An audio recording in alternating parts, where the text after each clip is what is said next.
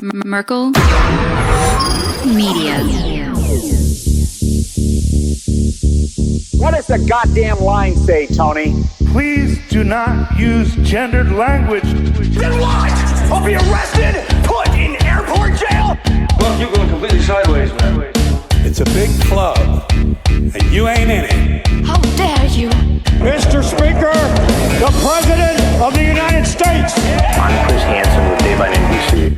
Jack Marius Tactheratrix. Hi, I'm Spartacus. Jackson, Sacramento, he, him. Steven Seagal. Sex offender guy. I'm Keith Morris. This is Muammar Gaddafi. I'm Rick James, bitch. Sorting through the lies. The hijacker's passport was found blocks from the World Trade Center crash site, if you can believe that. We cannot track $2.3 trillion in transactions. And uncovering the centuries-long plan for world domination. Learning about Cuba, having some food. Let's talk about Chinese people. Have you ever been in a Turkish prison? Swangles in Fort Lauderdale? I have sent 6 of my Libyan missiles to blow up the Sears hardware department. Nothing could be more fun than jumping off a cliff with 2 German bisexuals. Oh, you English are so superior, aren't you? Thank you, comrade. And now, macroaggressions. That's what assholes call it. With your host, Buddy, I don't know who you are, but you're about to get chlamydia. Charlie Robinson. Hey, Whitey, where's your hat? You want to drop the blame on Charlie and say it's all Charlie's fault. He was a retard. I get some goddamn diuretic.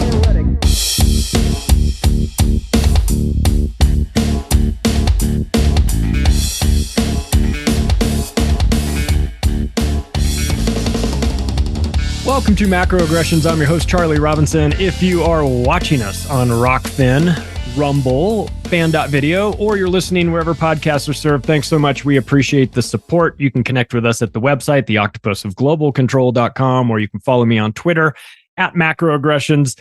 Big thanks to our sponsors that make this program happen. Chemical Free Body has been with us from the beginning. I've been on Green 85 every day for over 3 years. And I'll tell you what, I got the detox bundle. So again, I've already gone through it once. First time I went through it, I lost 14 pounds, and that's a lot considering I started out weighing 160 pounds. It was not good. This time around, I'm going to be a little bit more aware of, maybe not losing so much weight. But if it did that for me, it stands to reason it could have that effect for you. If you want to check it out, chemicalfreebody.com is the place to go, and you can find the bundle packages. You can find the detox bundle. And it'll take you 90 days. It'll be Green 85, a couple canisters of that, and gut detox, toxin detox, ultra enzymes, and probiotics. 4 little containers with capsules. Just take capsules. That's it. You drink this green drink and take some capsules. That's it. That's the extent of it. You can do this. It'll take you 5 minutes. So if you are in the market, chemicalfreebody.com, promo code macro is the place to go for that. You're going to have to take control of your own health. Nobody is coming to save you, I assure you. Also, thanks to the people over at Legal Shield that have been doing this for half a century. In the United States and Canada, they have an A+ rating with the Better Business Bureau, and they'll get you access to a high-powered lawyer for $1 a day, $30 a month. It's pretty reasonable. You need an attorney. You need documentations, last will and testament, financial power of attorney, medical power of attorney, all these things that you've got to have. Just get them done, put it in your safe, and forget about it.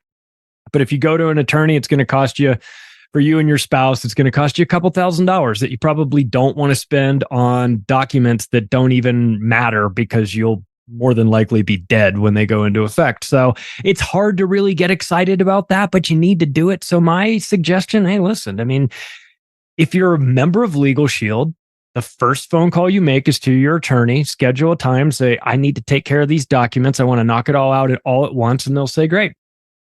So at $30 a month, it sounds a whole lot more reasonable. It sounds like you could probably wrap your head around that. If you're interested, you can go to the website that they built specifically for this show, don'tgetpushedaround.com. You can find out all the information that you need on not just the legal plan, but also ID Shield. If you run a small business, they have options for you there. If you carry a gun, they have documentation for you there as well. It's a great place. Just go check it out. Take a look. Don'tgetpushedaround.com is the place to find that. Also, thanks to, I'll be in Acapulco this year, February 2024. and Acapulco. Acapulco itself was hit with a massive hurricane a couple of weeks ago, but they are in full cleanup mode. They are determined to have this after all. They're going to make sure that we really pivot to service as opposed to just, how to get rich in crypto and stuff like that. I mean, there's crypto days there, don't get me wrong, but there's always been a charity component to it. They take care of a group called the Marsh Children's Home. It's an orphanage down the street in Bonfil Beach, and that's always been a part of Acapulco to donate proceeds to that. I think they raised $100,000 for it last year.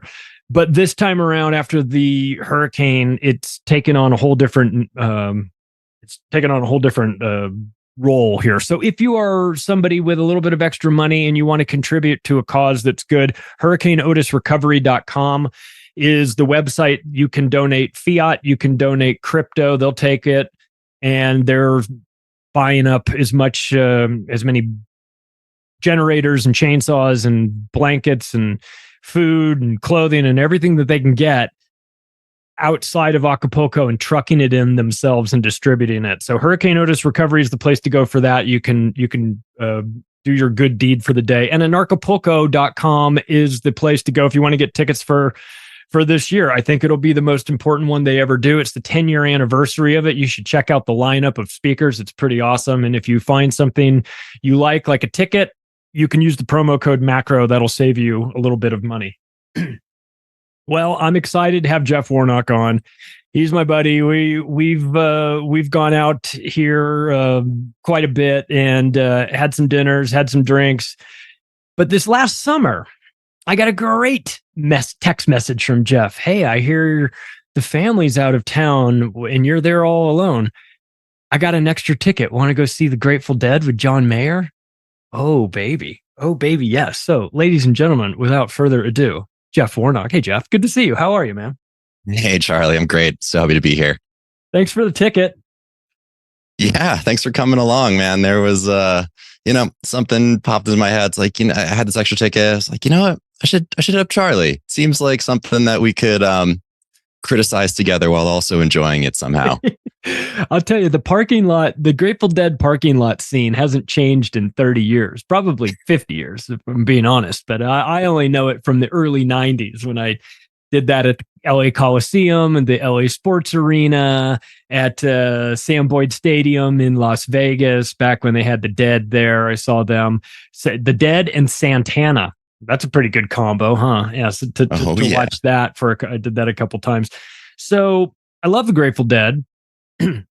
Love their music. It's got a good vibe.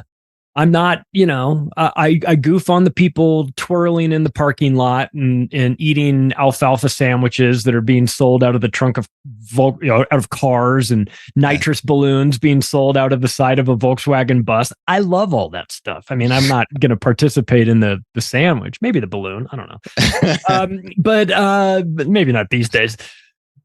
But I love the music, right? And it comes with it's a whole production, It's not just like, oh, they put out a studio album. Like, the studio albums are one thing. The live experience was something else. And I hate it when these things that I love, I start to peel back the layers a little bit and I find out that, there's a little bit more to know about the Grateful Dead than we've been led to believe. We always knew, counterculture, hippies, get in your magic school bus, travel the country, follow the Dead, I need a miracle, all those things, But when you do the sort of work that I'm into, sort of this topics that you're into, you're a musician as well, and you know the history of this, and boy, I start to find some things that I don't love about the Dead, like their connections to intelligence operations and things like that. And we know about the LSD, and we know that was a huge side of the Dead, but and when we know about the role of the CIA in that whole thing. And you and I kind of got into that a little bit as we're sort of wandering around the concert. It's like, all of this is great, but we do recognize the opportunity for some massive mind control, right? How we have to view the Grateful Dead these days? Is that there's the music's one thing, but boy, there's a whole other element to it that's kind of hidden beneath the surface, right? Yeah, you touched on a lot of great stuff there because, and I guess even just working backwards, you kind of nailed it. Like the stuff that's sort of just hiding just a little bit beyond the veil, the occult, the definition of it, the hidden, that's enough to give us pause, and to me, this topic was really personal and kind of a big part of my truther journey, if you will, because when I stumbled across this information, probably about 4 or 5 years ago, I was in the throes of my hippiedom, my heady deadhead phase. And, I'd been in the, alternative media circle for a while at that point, really into all of the alternative viewpoints on a lot of things. And it's really easy when it's like, oh, 9/11, JFK, whatever, pick your current thing or past thing. And this was the chance for me the opportunity to examine something that I held really near and dear to my heart, and be able to take a step back and be like, okay, I owe it to myself and, sort of like the critical thinking element of this, what's required to be a part of the alternative media movement, to really examine this. And it honestly turned me off from the Grateful Dead for a while, if I'm being totally honest. And, probably for good reason. But like you said, the experiences I've had listening to the Dead and, being at the shows, obviously, I was only 2 when Jerry died, so I didn't get to see a whole, that many original Dead shows. But the modern jam band movement, if you will, that took up a lot of my time and resources as I was going through college, and once I moved out to Colorado here, and it really did provide a lot of beautiful experiences. And so it's a challenge to make sure that we reiterate that we need to separate the art from the artist here, and that the experiences you have are absolutely genuine and beautiful. And I don't discourage anyone from going out and having those experiences. I think what we're trying to get at here in this show is that just stuff to be aware of, kind of data points, food for thought, as you're twirling around in the pit at the Dead shows.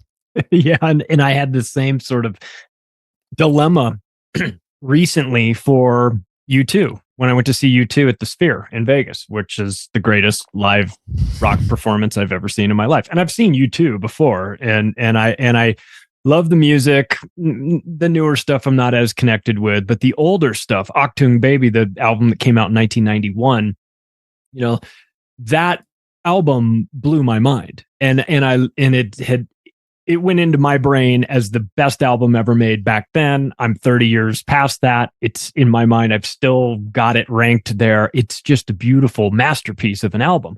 And when I heard that U2 was going to do that album, kind of start to finish at the Sphere, I was like, we got to go. We've got to go. And I say that knowing damn well that I've seen the pictures of Bono wearing red shoes, and I know what that means.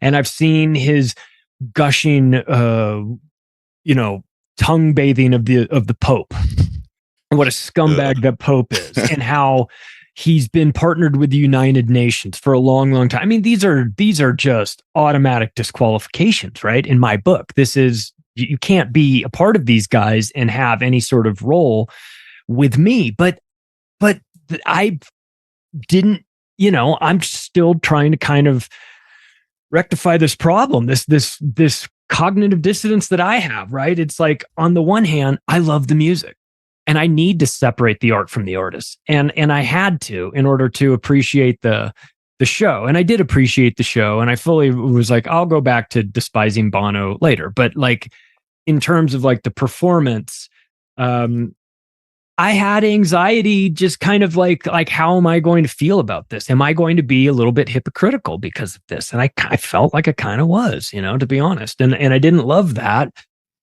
But I feel like, well, there's room for discussion with this, whether it's our feelings about the Grateful Dead or my personal feelings now, having this experience with the U2 show. and I knew you and I were going to talk about this. And so while that was happening, I was thinking like, this is going to be a good thing to kind of go over with Jeff, because we see this. These are bands that have made huge impacts in the culture. I mean, especially YouTube, like kind of pre all this stuff, when it was like Joshua Tree, Unforgettable Fire. Back in the 80s, U2 was, I mean, I remember there was this Live Aid concert where the Police took off the Police, the band, not the lunatic thugs that'll beat you, but the Police, the band, took off took their guitars off and handed it over to U2, and it was very symbolic. It was like we're stepping away here. You guys go and carry this moving forward. I remember watching that thinking, well, this is kind of interesting. And, and here we are having this conversation about the Dead as well. So the Dead played a huge role in culture in the 60s, 70s, I'd say even the 80s too, even though they weren't necessarily on the radio all the time. Anybody that knew the Grateful Dead knew that you just traded cassette tapes that you recorded from shows and things like that.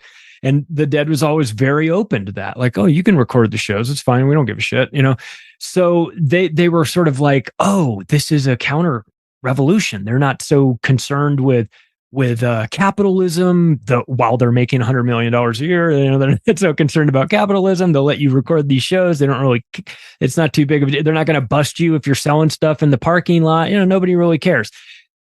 And it was very important, I think, to a lot of people, baby boomers, that came up and they're experiencing Vietnam and they know that that's bullshit. And then here comes this music, and this music drew them away. And this music was this opportunity to feel differently than the mainstream. Like if you felt like you didn't connect with the mainstream, like rah, rah, let's go into Vietnam. It's like, well, here's the Dead. They've been doing this a while. They've been talking to you about peace, love, and hippies and all that good stuff. And maybe you should consider listening to them. And if you do, maybe you'll feel different about the world. And so there's always been a real, a real interest and a real need, or a real, if you're just observant, the Grateful Dead has played a role. I mean, I remember when people were like, what are they going to do when Jerry dies? Like, what are all these people going to do? They're going to be aimless. And then you start to dig into it, and you find that the LSD acid movement that we're pretty familiar with, that was brought to prominence by Timothy Leary and Aldous Huxley and guys like that. They're really talking about this, really sort of promoting this. This turned out to be a little bit different than what we were sold, right? This is where we start to get the fingerprints of the intelligence agencies in this. Can we dig into the LSD component of this and why this was so integral? Yeah, that cues up a lot of things really, really nicely here that I was hoping to get into. And to recognize that underlying element of the intelligentsia and the CIA and all that is, for people like us, we kind of see it everywhere now, but we had to kind of learn how to see it, because at first, that alternative to mainstream, like that was really what drew me into the scene in quotes, capital T, capital S, myself, because I was like, I don't buy this whole, huge capitalism thing. I'm against the man. And look at all these people, they're just living off of grilled cheese and cold bean burritos and, and like, that's rad. And how could they possibly be, establishment when they're so anti-establishment? And and we've seen an interesting juxtaposition with that in recent years too. But it basically, it was a psyop that I walked right into, along with a lot of other people, because present company included. But like you said, it kind of evolved, and maybe we can get into sort of like the origin story and what the implications are for the CIA and Esalen and all this stuff. But basically, like you said, this was a really tumultuous time in America's history and the Vietnam War. And we really needed a distraction. Things we were doing at the time could not continue. We needed to re-examine some things. And you might be able to look at it like, okay, well, this was an overcorrection of a serious order. But more or less, like, there are a lot of different things happening at once, and we can just pick one of these elements and dive into it really deeply. And there are tons of people like yourself who dedicate their entire lives to understanding specifics, names, dates, relationships, and I encourage everybody to look into people like David McGowan and Jan Irving and like all these people who have spent enormous amounts of time and energy pulling primary documents from the Library of Congress and all that to like really prove this stuff. What I'm more concerned about and what I think is more applicable to most people is sort of how it comes together in a way that we can start to begin to understand and also approach things with a little bit of nuance, I guess, because culture is something that seems to have been created. It doesn't seem like any of this just happened organically. And that's not to say that the music isn't good.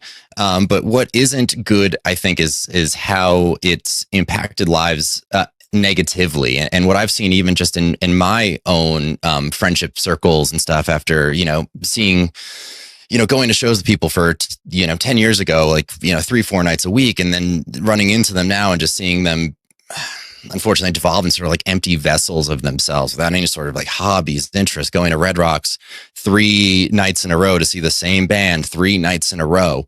And that comes at a cost of doing other things with your life. And that's to say the music isn't good. I'm sure it is. I would get bored, the same band 3 nights in a row, but so what I want to draw people's caution to is proverbially like getting on the bus, and this Ken Kesey is a good segue into the Ken Kesey literal thing, but bus also in his case, the literal bus, and what I've started referring to almost as like the traveling circus. It's all the outfits, it's the absurdity, it's the kind of clownish element, the prankstery thing that becomes this underlying theme in a lot of the Grateful Dead, and I want to, I guess, put a disclaimer here because it's hard to know, especially in this stuff. Like, are these people true believers? Are they useful idiots? Are they somewhere in between? With the Grateful Dead, there's a lot of people in the band, and I'd be very, very surprised if all of them were complicit on a level of, like the CIA intelligentsia, involvement. I'm sure they had a suspicion that something was going on, in the case of Dave McGowan talks about, like with the Doors, all these brand new instruments and they're gigging and, just, mere months before you see Jim Morrison on the deck of his father's ship that would, spoiler alert, be pretty crucial in the Gulf of Tonkin. And, he's a clean cut college kid, and so there's these kind of radical transitions that happen that just don't seem like they could possibly be organic. And so are the puppets aware that there's a puppet master pulling their strings, or are they just worried about putting on a good show? It's hard to say, but I think it's pretty easy to say that some of them knew what was going on, and whether they believed it or not, or just wanted the money and the fame, sure, who knows. So yeah, you mentioned Dave McGowan in this too, and his book on Laurel Canyon really sort of blew this wide open, because what he was able to discern from this is that, it'd be one thing if it was just Jim Morrison's dad was a high-ranking military guy, but it became sort of a common denominator between a lot of these people that their fathers were high-ranking, either military or intelligence or military intelligence or whatever. But it was, in members of the Grateful Dead, Mamas and the Papas, Frank Zappa, the whole Zappa family, there's David Crosby. There's a lot of ties to intelligence, and you see this behavior of these groups, and you go, and living in LA for, as long as I did, you understand that it's not just talent that gets you to the top. It's talent plus luck. And sometimes you have to ask if it's talent plus luck plus agenda as well, because if you're singing about the wrong stuff at the wrong time, at the time when we need you to sing about this, and you're singing about something else, and it's not really appealing. But when you get that 60s, that Haight-Ashbury in San Francisco, and then 4 hours south in Laurel Canyon, you get this this group that all has ties to, upon further review, L. Ron Hubbard, Anton LaVey, Jack Huxley. Parsons. You're going, there's a lot of Satanism kind of entering the picture here. Chuck or Charles Manson, these guys are all connected. They're all in this group, and you go, I don't know if this is, statistically speaking, it seems impossible that you would have all these famous bands that go on to relevance almost all at the same time, and all have family members that have ties to the military or military intelligence. So that to me seems, just from a statistical standpoint, impossible. But knowing what we know now and looking backwards and having the hindsight of being able to look back 30 years and say, whoa, what did this create? Well, it created a whole movement of people. Maybe we could call this the original Q. A whole movement of people that were weaponized, aware of what was going on, and then neutralized, sort of put off to the side and said, like, you guys, you tripping acid takers, you guys go follow the dead and complain about this all you want, but you'll be out of our way, right? It kind of much like the Q people were sort of, trust the plan, go sit over there and wait, you'll be out of our way too. So was the 60s and all this just a gigantic CIA psychological operation? Whoa. I love the Q tie in there, the neutralization of, these people who were at the beginning probably angry and critical. And sure, like you can, we see it even in like the socioeconomic efforts to keep people, basically, if you keep people hungry or just fed with really terrible food and dirty water, it's really hard to keep a critical mind. It's hard to move, to focus on anything other than, just sort of survival. And I was talking to somebody recently and discussing how that might have been sort of what would happen with psychedelics too, because you and I, we're both appreciators. I like to think of it as sort of a sacrament now than, breakfast, which seems to be what happened with a lot of these, the merry pranksters. And we'll get into that in just a moment. But, a tool like psychedelics, whether it be LSD or psilocybin or anything like that, they can be incredibly effective at peeling back some layers and forcing you to examine things. But also, once you just keep opening the same doors and don't like leave again, it's hard to still be critical, when you're almost in the whole thing. And so I think the obfuscation there is notable. And you were talking about growing up in LA. And so I think this is where I'd really like to start, because it's sort of the origin story of the Dead, who were called the Warlocks at the time, growing up in, the Bay Area. And there's a lot of lore around that. But when they really came onto the scene, it was in Watts, LA, for the acid tests. And this is where we sort of see the story link up with Ken Kesey and the Merry Pranksters. And that is a very interesting story worth getting into, but probably out of the scope of this conversation. But needless to say, Ken Kesey, great American author, was notably involved in the original MK Ultra LSD experiments. And the whole thing with the Merry Pranksters, if people aren't familiar, is basically it became this, kind of fairy tale of a bunch of spun out people getting onto a bus, traveling across the country, and dosing people.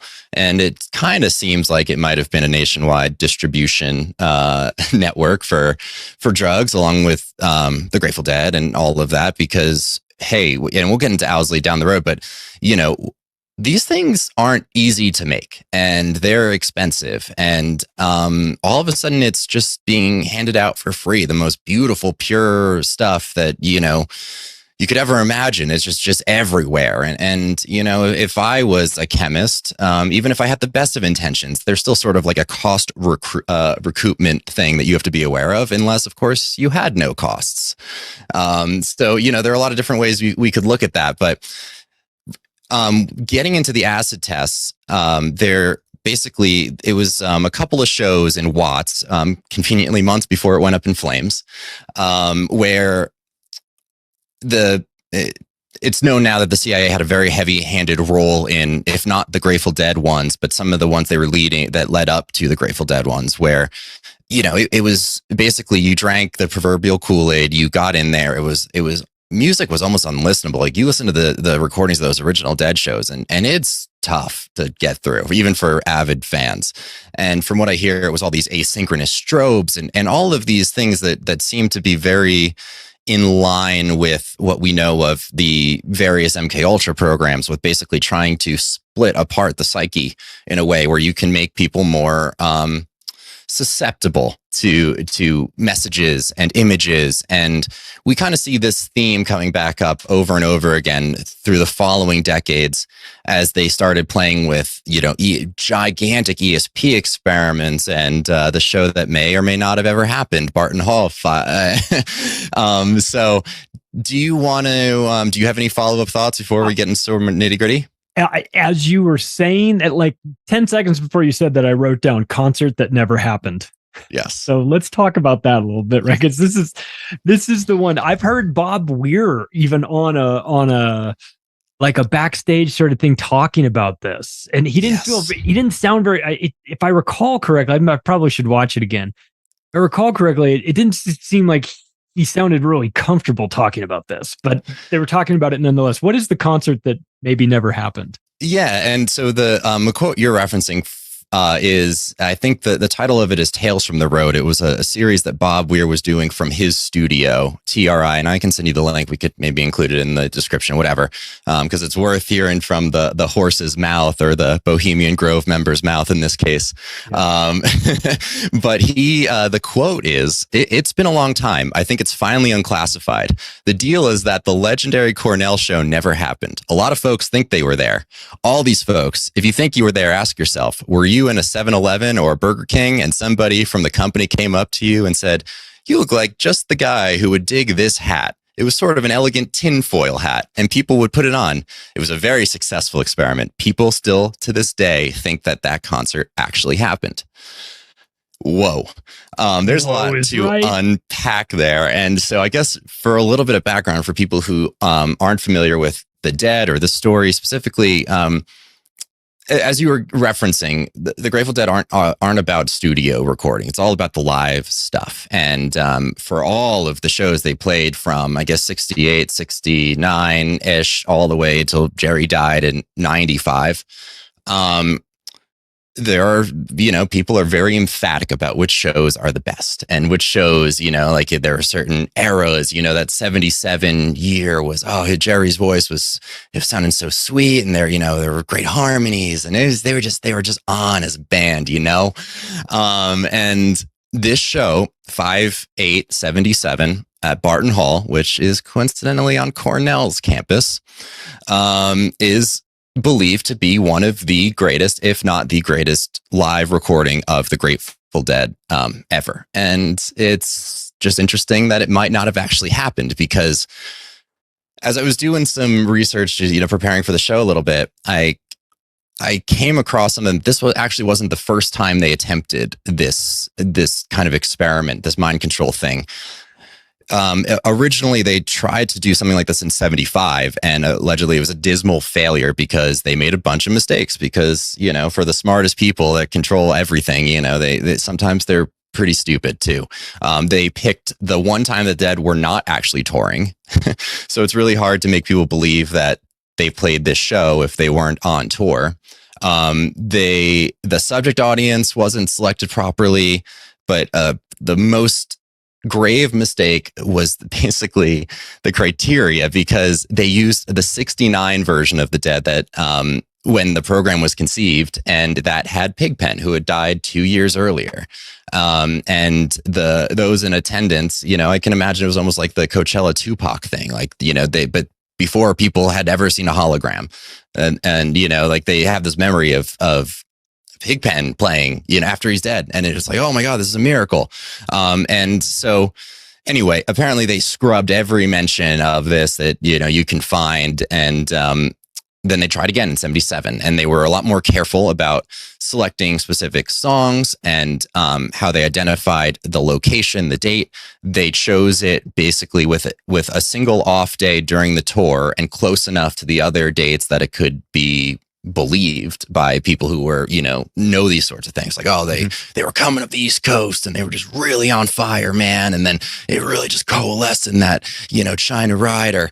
And basically now they did such a good job that people remember being there. And this is the fascinating part is how they achieve that, because the concert goers, in air quotes, radio air quotes, is they used almost identical words to describe leaving the show.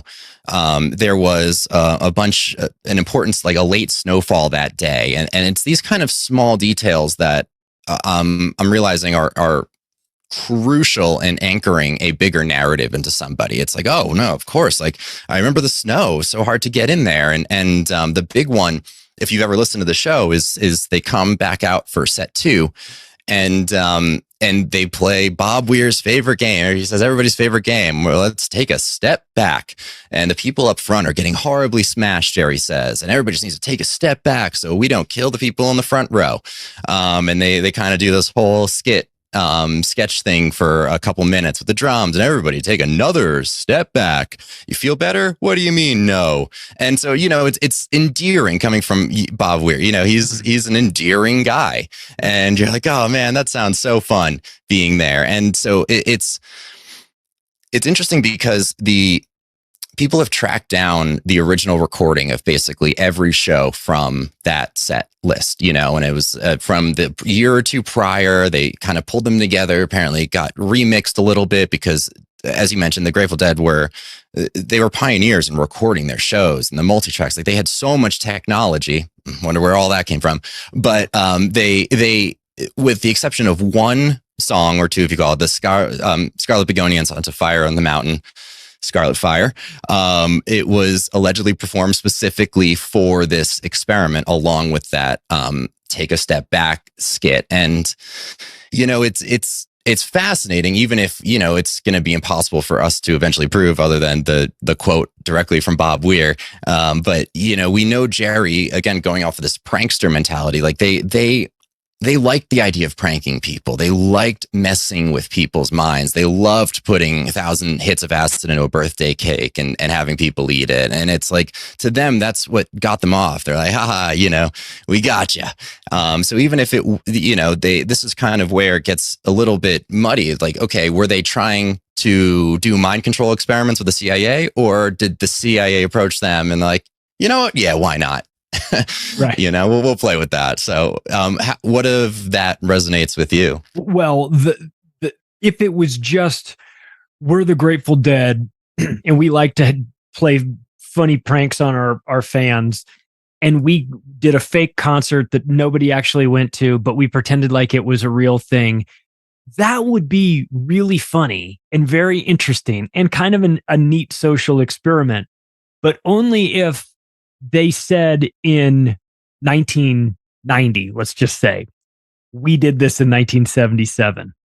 Like, hey guys, did you know that we did this? Like, you want to hear you want to hear the punchline to a really funny prank? We did this in 1977 and none of you guys figured it out. Now, the fact that if it had been that, I would have thought, well, they got us. Playing around with Good sound, one. playing around with tripped out people. You can do stuff like that. It's almost, it would be kind of funny, and it would be kind of an interesting experiment. But when you've got the CIA involved and they don't come out and admit that this was fake, then I unfortunately go down the mind control side of things on this, because it doesn't feel like a prank when it's still secret. And nothing feels like a prank when the CIA is involved. And of course, they couldn't say that. So I think that, during that time, and this is 77. So we're not really in the summer of love at this point. We're in 2 years out of Vietnam and just about to get the hostages taken, and a couple years in Iran, so we're not like, we're in the Carter administration, right? So, it feels to me more like like a psychological manipulation being carried out in a joint venture from the CIA and the Grateful Dead, and I absolutely don't like that. I couldn't agree more, man. And yeah, so like you said, it's important to kind of understand the context of where we were, and this was the Alan Dulles period. You know, the CIA and British intelligence, the usual cast of characters involved here: Huxley and Gregory Bates and you know, Palo Alto Veterans Hospital, like and you know, all these like familiar names and places keep popping up, and it's like, man, this isn't giving me that warm fuzzy feeling that I want to have when you're on Orange Sunshine and just twirling around, and you know so I even heard that this was like a big part of MK Ultra sub project 58, and I wasn't able to verify that myself. But you know, Gordon Wasson, who was chairman of the CFR and working with Edward Bernays for at least a decade, and you know, Bertrand Russell gets involved here too. There is a public relation element to this that is impossible to deny, in the context that, you know, there was a huge upheaval after the Vietnam War, and that, you know, like people were not happy, and like, okay, how can we rein this in? What can we do to get people back, you know, kind of in the herd and kind of following along with the narrative, whatever it may be. And I think this is why we have so many different CIA projects. You know, PSYOP for everybody. You get a PSYOP and you get a PSYOP, and it's really hard to recognize it unless you're looking back on it. And so I think, are you familiar with the Century Club by chance? Charlie? Tell me about it. No, it sounds from, I mean, like no, maybe not. I've been to a place called the Century Club, but yeah, so it's an art association on the East Coast, and allegedly basically a CIA front, and kind of where guys like Aldous Huxley and Bertrand Russell and all of them got together and you know, the started forming a lot of these MK Ultra projects. That's my understanding, and Alan Dulles, Gordon Wasson, they appear to be two head key figures, and kind of maybe if you're looking at an organizational chart now, we see someone like Owsley below them, and he's an interesting figure because there's a lot to get into with him, but basically he became this weirdo who. He just apparently was just such a genius making LSD, and then he was such a, you know, brilliant sound guy, and he built the Grateful Dead's wall of sound system. But the key component, I think his key contribution was creating all of this, you know, LSD that got around and proliferated across the entire country. And, you know, it just seems like impossible for one man to do. And he was just so well funded and was able to build these massive sound systems. And then we get into some of, you know, the sonic weaponry that could have possibly been involved. And we were talking earlier about even like 440 versus 432 and some of these like physiologically disruptive things that can be done when presented with sound, especially in a suggestible state that psychedelics provide. And like you said, it just doesn't seem like anything other than a very long form, sometimes well thought out, sometimes not experiment done on a lot of people over the years. Yeah, and when you start to see the fingerprints of Tavistock Institute and Stanford Research Institute and Esalen and all these groups, and you go, oh, these are this is the culture factory of America, right? Yes. Or if it's Tavistock of the UK, I mean, but you know, who made the Beatles famous? Tavistock. Who's got album covers with them holding severed baby dolls and baby heads? The Beatles. The Beatles do. They probably, who put Aleister Crowley on Sgt. Pepper? Oh, exactly. The Beatles did. You know what I mean? Like, yep. So there's that side, which in retrospect you look back and you go, well, that's not great. And then you start to you learn about 432 megahertz versus 440, and you go, okay, well, you know, what's 8 megahertz? Well, apparently it's all the difference in the world, right? It's the difference between this pure sound. We're starting to learn now what can be done with frequencies and vibrations. And in fact, I think a case can be made that frequencies and vibrations play a huge role in this universe that we don't really know too much about. We, the general public, human beings, aren't as into it. I think the elite people at the top have a deeper understanding of this. So when I see, like you talk about the wall of sound component, right? And then you've got the Phil Spector wall of sound and all the degeneracy that he was into. And you've got sound as a weapon, quiet weapons for silent wars. You know, I've got Alana Freeland, who got me kicked off of YouTube for talking about stuff like that. You know, this stuff, we understand the role of, and then of course, as you mentioned, psychedelics, highly suggestible in an environment with a herd mentality where everybody's a little bit off. And we even saw it when we were at the Dead with John Mayer. You know, like I've got videos from that show, and when we went there the day before 4th of July, and if you watch the crowd, they're all kind of doing the same thing. I mean, the music's going and the music's kind of making you dance and so, but it's very hypnotic. It is I've always felt that the Grateful Dead shows, and I've always been relatively sober for him too. Like, not like, I certainly haven't been like 4 doses of acid, like twirling. I've never done that, but I've watched it, and I've watched that whole thing. And it seems to me like you've got the ingredients necessary for mind control.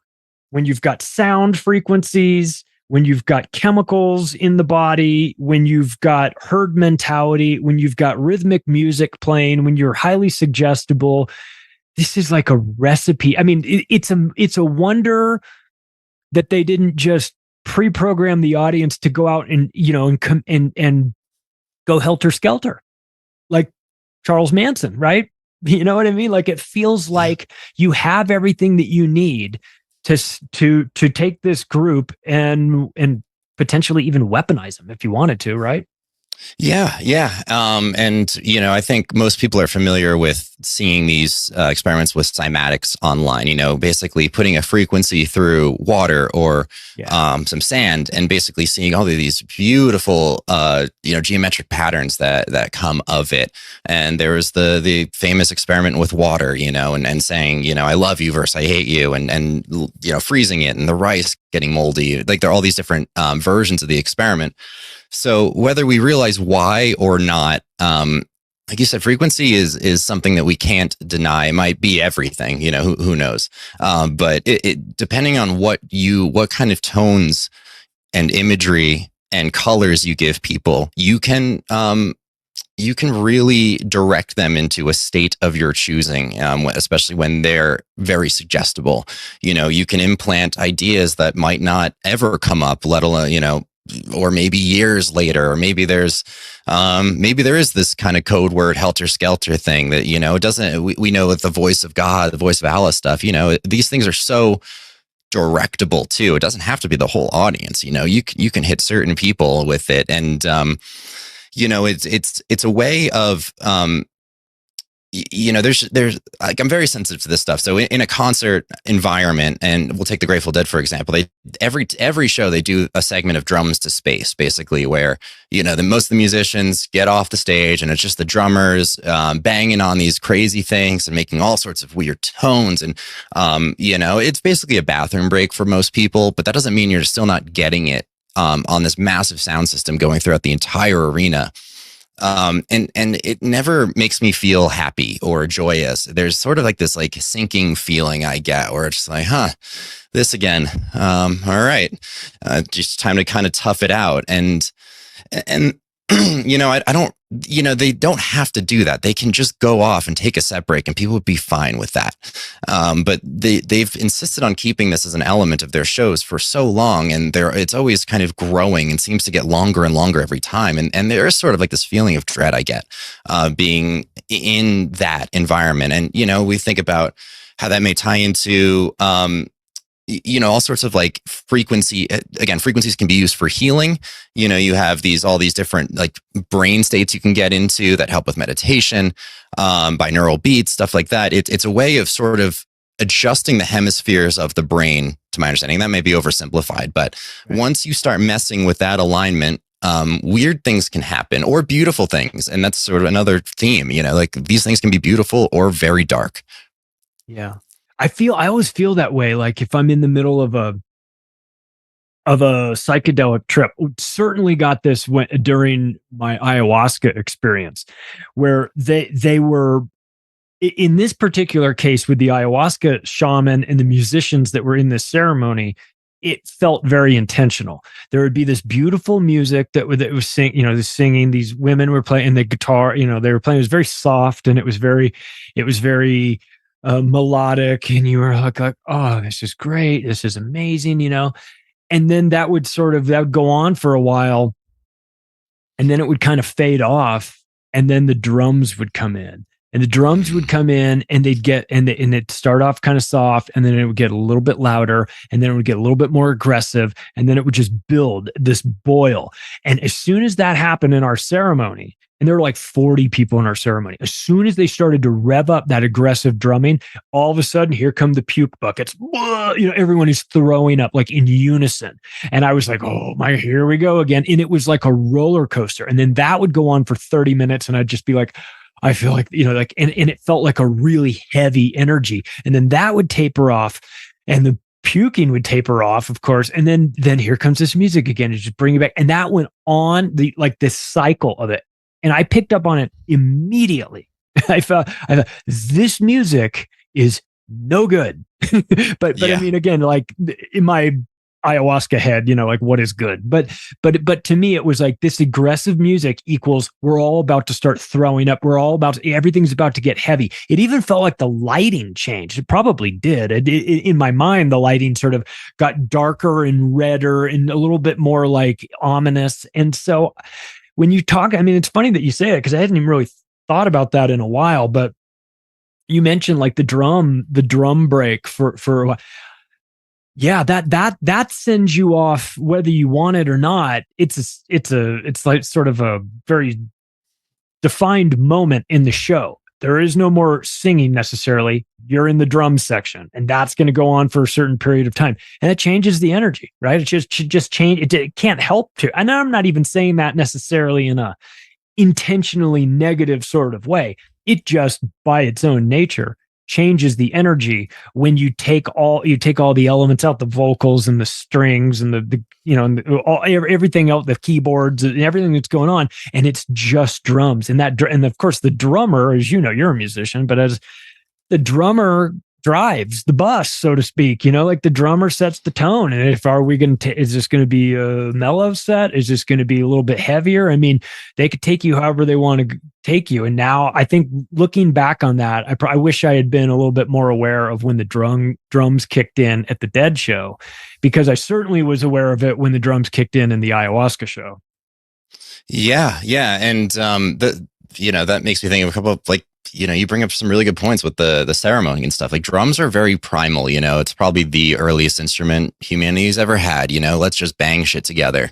And if, we do it long enough and rhythmically enough, maybe people dance. And maybe that makes women like me if I'm, a good person banging rocks together, who knows? But, the lack of vocals is, the human ear specifically is tuned. And this is important for when you're an audio engineer and trying to mix a song together, and what instruments are you trying to, as you balance all of the instruments, how do you prioritize certain ones so that you can kind of create a specific mood? And that's the difference between Gregorian chants and, dubstep on like two far sides of the spectrum, where, Gregorian chants, very, very simple, I guess, melodic, and dubstep, which is just a lot of noise and like very repetitive sound design. And not to say that I can't enjoy it in certain scenarios and situations, but it's different. There's nothing really beautiful about it. And there's something about having the way the human ear has been evolved, to basically prioritize the frequency range of the voice above all else. And so the lack of that, like in these instances of drums space, and and that's even ignoring just like the really uncomfortable sort of microtonal like music things that are, the band comes out after just taking 40 minutes backstage and starts noodling around, making a lot of noise. And it gets weird. And I'd like to then discuss sort of this. Are you familiar with the ESP experiment the Grateful Dead took part of? No. At one point? No. Yeah. And I didn't write the date down here. But basically the Grateful Dead obviously are into some of this sort of like weird stuff, this sort of the and I'm super fascinated by it too. And they were basically they did this a couple times. The people who organized it did it a couple times. The Grateful Dead got into it, and it became one of the, I think, only quasi-successful examples of this experiment. But basically, the quote I have here: on each of the 6 nights, the audience of 2,000 people, the majority of whom the researchers note were in states of consciousness that had been dramatically altered, were exposed to the target material at 11:30 p.m. while the psychic subjects were asleep. 6 slides were presented telling the audience, 1, you are about to participate in an ESP experiment. In a few seconds, you will see a picture. Try using your ESP to send this picture to Malcolm Besant, one of the subjects. He will try to dream about the picture. Try to send it to him. Malcolm Besant is now at the Maimonides, I feel like Midnight Mike, Maimonides Dream Laboratory in Brooklyn. And at this point, the randomly selected art print was projected onto the screen. And after the experiments were done, 2 judges were given the 6 transcripts for each subject and the 6 art prints used, with each evaluating the degree of correspondence between them on a 100-point scale. One of them was a bust. Interesting slip there. But Malcolm Besant results were far more interesting, with correct pairs 4 times out of 6, a statistically significant result. The researchers offered an example of Besant's dreams transcripts matching the target artwork, which is basically this like kind of really cool psychedelic 7 chakra, sort of like an early Android Jones type of look, if people are familiar with him. And so, to have the Grateful Dead participate and encourage and to conduct experiments like this on such a scale, I think is really telling and admittedly kind of a cool thing. But, that's one example of where they're, okay, here we are giving you the disclaimer on the board. You are about to participate in an experiment. Yeah. But what are the times where they don't? Maybe that's in the Ticketmaster fine print too. Right. That's hard to say. But what are your thoughts on that? Well, my thoughts on that are that look, as long as if they said this is an experiment, we'd love for you guys to participate. We're going to see if this really works. This will be fun. You've got the right audience, right? I mean, that seems like an audience that would be more than happy to participate in this experiment with the Grateful Dead and see if it works. So as long as they're disclosing that, I have no problem necessarily with it. Of course, they more than likely did this in conjunction with the CIA. So that should go without saying. I don't love anything that's working with the CIA, but if it's disclosed and it's an interesting little project, I'd at least like to know about it. I'd like to know that 4 out of 6 times this guy got it right. That seems statistically significant to me. Oh, and by the way, I mean, it's not like this is the first time they've been super interested in ESP either, because like Hal Puthoff has a ESP app. You can get in an app store that'll test like your ESP ability, the stuff like that. And so and he comes out of Stanford Research Institute, and he comes out of all kinds of other even darker places than the CIA, and these are guys that were really interested in remote viewing. They were the ones running the remote viewing program. This is about the same time this was going on. So you've got this overlap of Grateful Dead, CIA, Stanford Research Institute, ESP, remote viewing. I'm into all of that. I mean, I'm into the remote viewing side of things. Yes. I'm pretty familiar with with the group that they put together that was doing this, that was Ingo Swann is remote viewing Jupiter in advance of the Voyager probes getting there, and he's telling his people there's a ring around Jupiter, and they're like, no, you're seeing Saturn, and so I know about the stories of how this worked, and I know about the success rates. I know that Ingo Swann saw a ring around Jupiter that nobody saw, and the telescopes didn't see it, and it wasn't until they got the probes out there, allegedly, however you want to feel about that, that they said, I'll be damned, there is a little tiny ring going around Jupiter, and this lunatic that we took into some underground military base and told him to remote view it, he was right. He came up with it. So there is something going on. I'm not going to pretend like that there's nothing going on there, but I don't know. I wonder how much of this is the CIA they've got unlimited fishing poles, and they're just they're setting bait and putting fishing poles everywhere and seeing what they catch. You know what I mean? Maybe they determined that the ESP stuff really has legs, and they focus on that, and that the remote viewing stuff works, and they focus on that, and that all this other stuff is the acid stuff. Acid is too hard to control. You never know. People drag their own bad experiences into an acid trip. I can't control a guy who's just got into a fight with his girlfriend earlier in the day, and he's all freaked out. I mean, so I could understand how they were testing the waters around all of these different things to see what was going on. And I certainly understand that if you're going to do that, you'd want a band like the Grateful Dead to kind of be involved in it. But boy, like you mentioned, Bob Weir's connection to Bohemian Grove. Well, Bob Weir, I mean, I think his family was also in military as well. I think his father was military intelligence. And so how much of this is like, these guys are in on it, and how much of it is these guys just don't care, and how much of it is we caught you with enough acid to send you to prison for the rest of your life. You are going to work for us, whether you want to or not. I mean, we can't discount that too, right? Yeah. And so while you were talking there, I did pull up the article for this thing, and there were a couple data points that I wanted to share, and leads us into the transition too, because apparently it was 12,000 people, not 2,000. I misspoke. It was in the 71, February 17th, 71. And most interestingly, and I'm getting this off of dead.net, the archives, one of the official kind of Dead websites. This was Mickey's last show for 3+ years until 10/20/74. To kind of answer your last question there, that that's kind of an indication of who's on board with this stuff and who needs to step back. And it's like, I don't know, man, this got a little too weird for me. The speakers are cool, and thanks for the new drum set, but I'm going to take a break for a little bit. I think that's kind of telling. And so Bob Weir being the Bohemian Grove, there's some really funny quotes about him.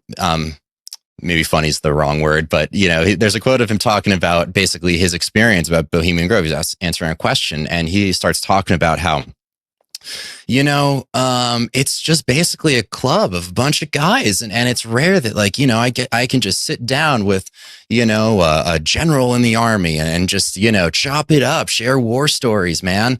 The quote on the surface level, it's innocuous until you start picking it apart a little bit, and I believe his direct quote was sharing war stories. And what you keep talking about is this is a battlefield. Our minds that we are military combatants in their perspective. And so he might not have been misspeaking by saying that he is in a war, and kind of conducting this sort of quiet, not so quiet weapons on the enemy, if you will, if he sees people like that. And there's no shortage of examples of basically artists getting so disgusted by their audience. One of my favorite bands, Pink Floyd, there's the instance of Roger Waters spitting on a fan. There's the incident, I kind of wanted to, if we had time, circle back on sort of the Altamont Speedway incident where the Scorsese director, it's this sort of mass ritual sacrifice of someone getting just murdered by the Hells Angels while this concert's still going. There does seem to be some sort of just undeniable aggression, or and I think that leads it's almost solidified by this like perceived caste system. And my understanding is that that's what a lot of like Huxley was going for, kind of creating this like new, modern day caste system. And, you know, you see that in his Brave New World, the alphas, the epsilons, you know, and this might be, you know, in a hippie example, like separating the, you know, the grilled cheese sellers from the band, you know, and all the people in between, the spinners, you know, creating these sort of separations that, you know, whether, you know, perceived or unperceived are kind of there. And it's hard for me to say, you know, to answer your question about like who's really involved. It seems like Jerry undoubtedly was probably an asset at, you know, and that's being pretty apologetic. And it'd be hard for me to absolve Bob Weir of all things too. I don't know. I mean, Phil Lesh, he's the other big one. He has his bands. Like he's always been pretty quiet, although every show for the Phil and Friends gets up and after set break does this whole rant about you got to be an organ donor. You got to be an organ donor because he lost his liver, I guess, you know, just because he was just a drunk. And you and I know how the organ donor thing goes. And so I just kind of made that connection, which is interesting. So it's hard. I just don't know. I can't say, and I don't want to slander anybody, but you know, like you do, you know, let's use their quotes against them. And, you know, hey, I mean, you just said this thing. I don't really know how else to take it. And there was a quote that it kind of leads me to, that I wanted to kind of one of the other godfathers of this movement, Terence McKenna. Yeah. Who says, you know, Terence, this has been a hard one for me because I love Terence, right? And he's a quote machine. You know, I mean, he's got the greatest stuff. My Octopus book is filled with Terence McKenna quotes. And I've had Dennis McKenna on the show too. And we've talked about mushrooms and we've talked about the role of psychedelics and we talk about all this stuff. But like Terence McKenna, Stephen Greer, and Hillary Clinton all spent time with Lawrence Rockefeller at his estate, you know, being sort of told like what to do and how to do it and how this thing works. And we're going to talk about aliens and we're going to push for alien disclosure and all this good stuff. Like I don't love the fact that Terence McKenna was there.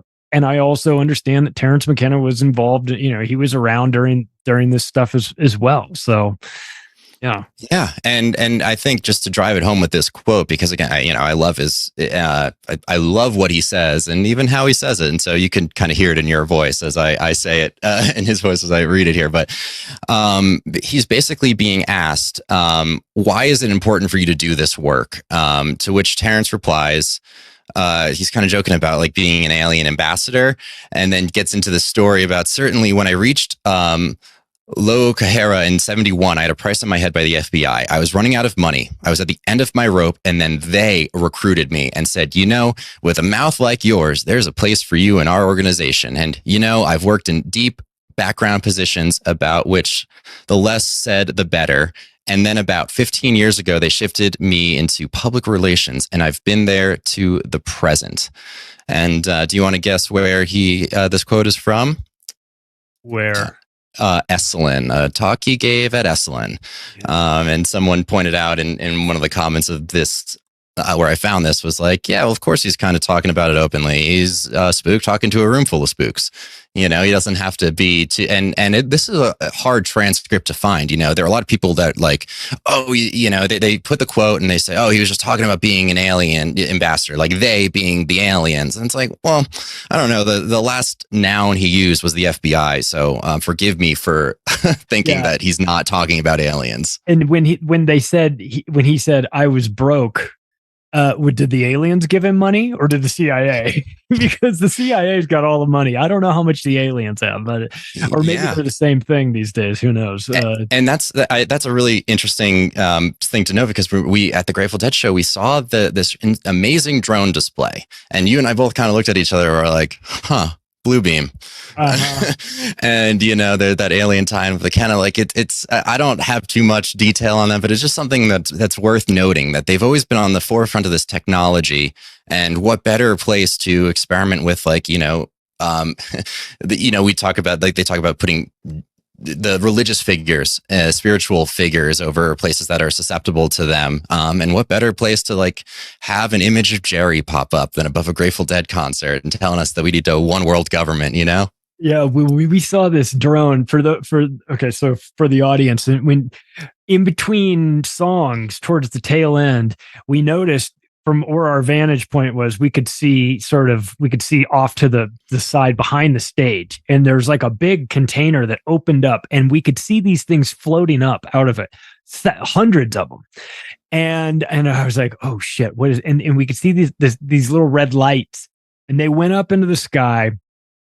And they started to blink like stars.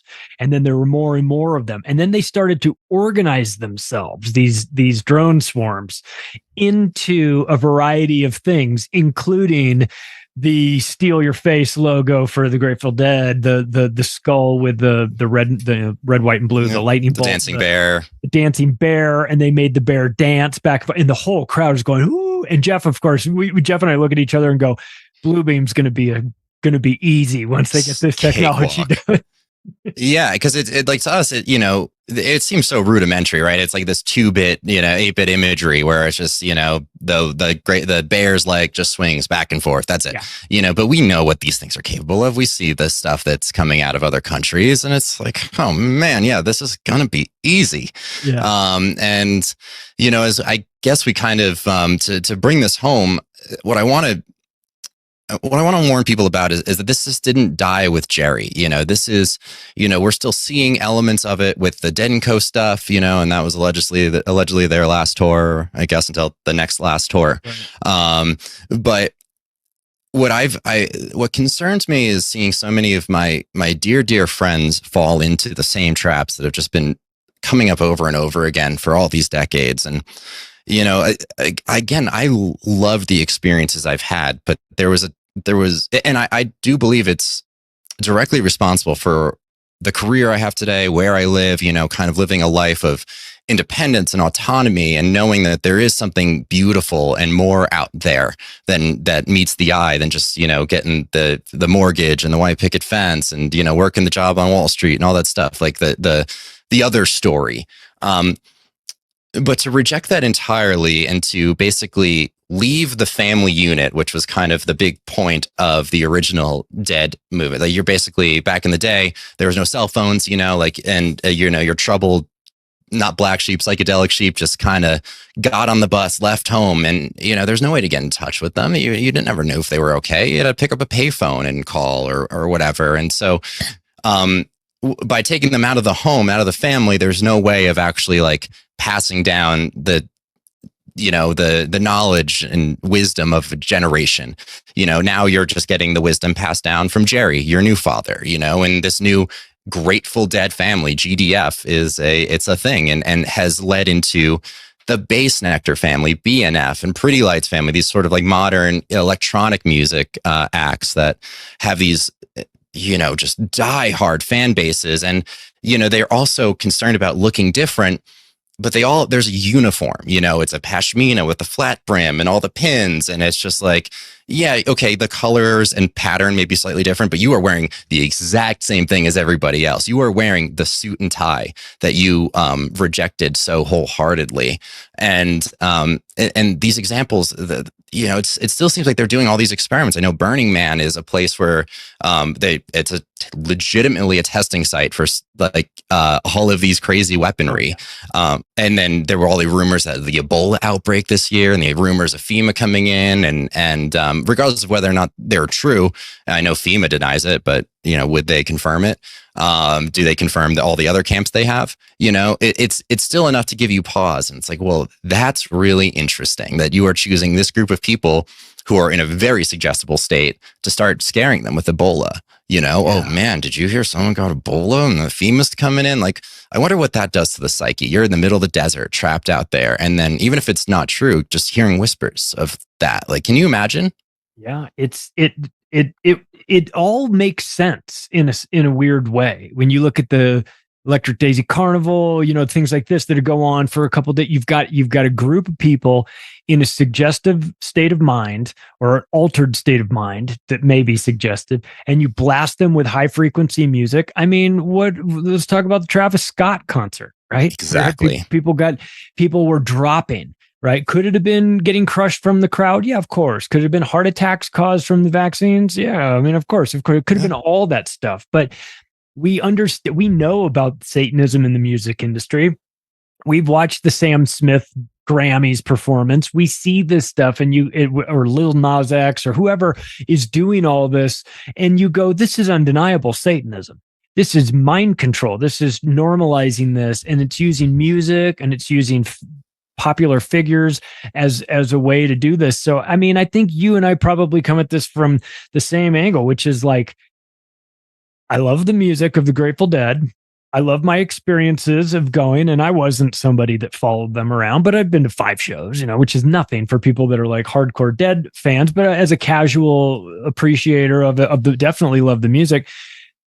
It was a great experience for me, and I wouldn't trade that for anything. But at the same time, I'm now of the mind where I recognize that there's a little bit of fuckery that goes on with these things, and that a lot of this stuff isn't as organic and authentic as I would like it to believe that it is. Some of it is made to happen.